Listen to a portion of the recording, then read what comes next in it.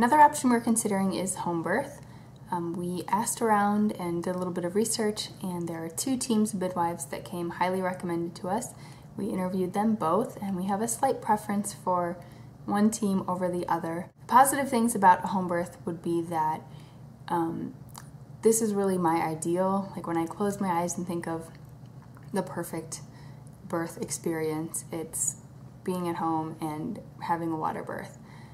And I would say that was true for my ideal even before Alice was born too, but at that point it just wasn't something Mike was on board with, and because we're a team, it wasn't something we seriously considered.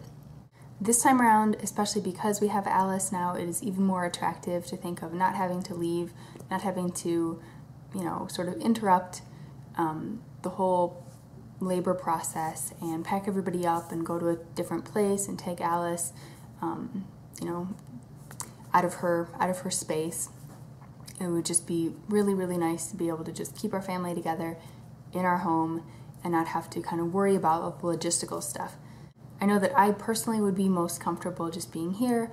Looking back at Alice's birth, we spent a lot of time. I spent about 12 hours in labor at home in the early stages until I was around 5 centimeters. And now, like looking back, those are some of my best memories. Just the time, it's like a very intimate experience between Mike and myself, and just very, very peaceful and just very, very positive. And I really feel like it would probably be the same way again.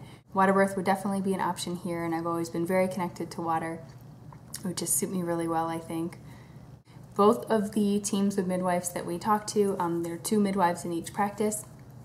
Both of them were able to deal with Group B strep, so testing positive does not, preclude me from their care at any point.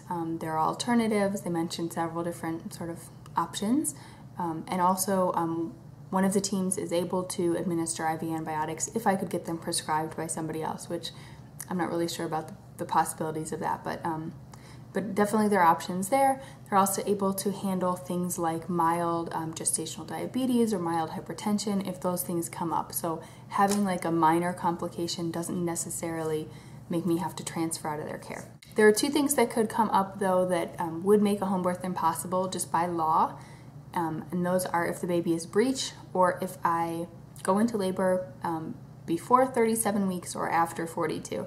For that reason, I would keep my hospital midwife as a backup.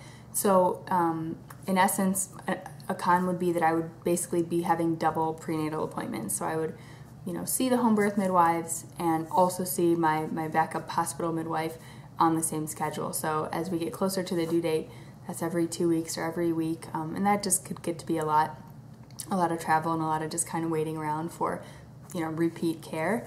This would definitely be our highest cost option. We estimate that it would probably be double the cost of a hospital birth with a midwife, or about 4 times the cost of the birth center. And that would just be pretty much just the flat fee for a midwife. Both of the teams of midwives that we've talked to have the same flat fee, and then you have to get a little bit of supplies on top of that. That's not a lot. Because of all we'd be paying out of pocket, we probably would not get a doula in a case of a home birth, which is something I think would be really helpful, something I'd like to do. I just don't really think we could swing both things at the same time. Because our house is so small, the space might be a little bit awkward. We may have to put like a pool right smack in the middle of our dining room, main part of our living space or something like that. But I'm sure they've seen worse.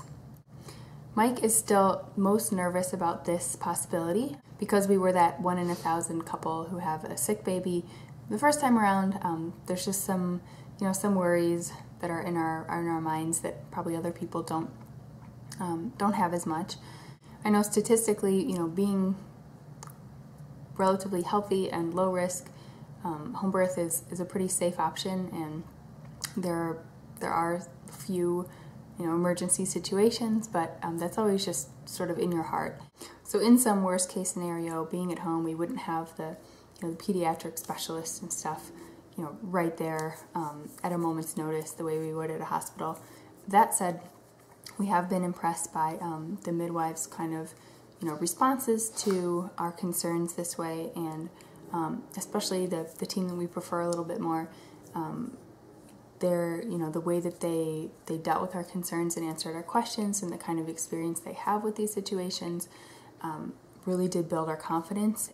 At this point, we both feel that these are caregivers we could probably trust. For that reason, this option is very much still on the table for us.